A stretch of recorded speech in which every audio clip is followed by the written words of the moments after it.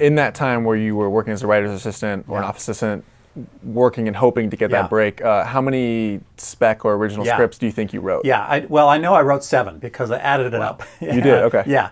I wrote 2 on my own, and then 5 with Rob. 3 on my own. Oh, 2 on my own, 2 with another writing partner, and then 3 with Rob. That's where it becomes 7. Okay. I think that's 7.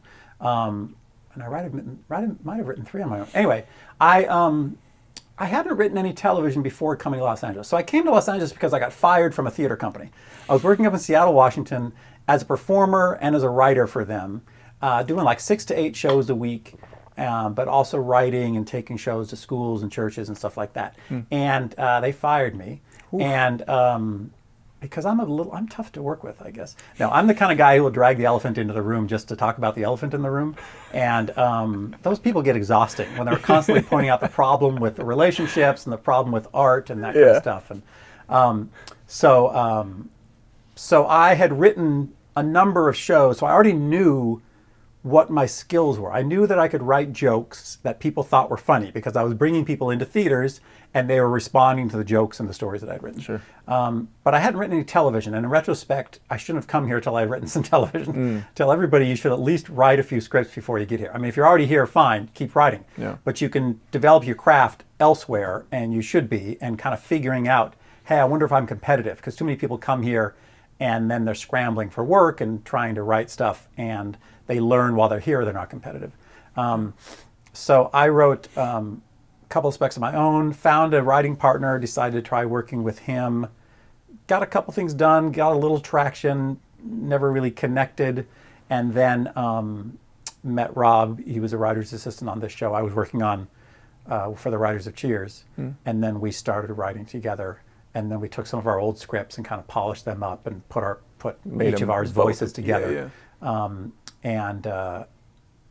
So we wrote, it was 7. Then he and I wrote a couple more together after that, which got us other work. It was our Simpsons spec that got it, kind of started opening the doors, got us an agent and stuff. And then after Buffy, we wrote a King of the Hill spec, and that's what got us on 70s Show. Oh, wow. So even at that point, so that was 3 years into our career, we were still writing scripts to prove who we were, Sure. to open up new doors, and that was one of the best things we did in order to get on 70s. Those were the days, of course, when we were writing spec scripts, not pilots. So today we'd be writing pilots, I suppose. But it's interesting that even now you can still look back at that Simpsons spec and pinpoint it as one that opened. Yeah, doors, and you know, we started passing it around. So I never had to ask anybody in Hollywood to read my scripts. When I was in the mailroom, I would sort of, I'd be delivering mail to people, and they'd ask my name, and they'd ask what I wanted to do, and I said I wanted to be a sitcom writer, and I was able to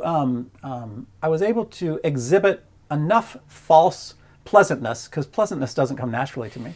I was able to be nice enough, at least for that 2-minute interaction, that they were curious about what I wanted to do. And so when I said I want to be a sitcom writer, so two of the writers who had just written, this is Mark Egan and Mark Solomon, who had just produced the final, had run the show Newhart for the last 2 seasons, been nominated for an Emmy for the final episode, said, oh, well, we'd love to read it. And so they read it. I don't know why. Wow. And they read it, and they gave me notes, and they were both complimentary and critical, and then I did a rewrite of that for them. I eventually became their assistant a few years later. But that Simpsons script, people that we were working on, Rob and I were working on this show called Bob, which was the 3rd Bob Newhart show. Writers on that would ask to read it, and then a couple other writers who I had met via Mark Egan and Mark Solomon asked to read it. It was that writer, Bill Fuller, who passed it on to Reno and Osborne, who were running Duckman, because Fuller and Pond had just written an episode of Duckman, and they knew they were looking for writers. Yeah. So they passed it on. And I wish I still had that script. You know, this is before, I guess we wrote this on a computer, but it was with like WordCraft or one of those early things. I know it was, or an add-on to Word or something. Scriptware? I don't know. Before Final Draft. I know. It's like in the previous, like we're writing on stone or something. But I pulled out our King of the Hill recently because I do have that, and I hadn't looked at it in like 15 years.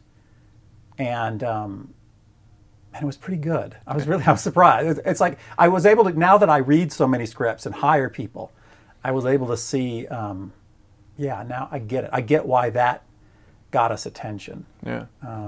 and got us onto 70s Show. Yeah.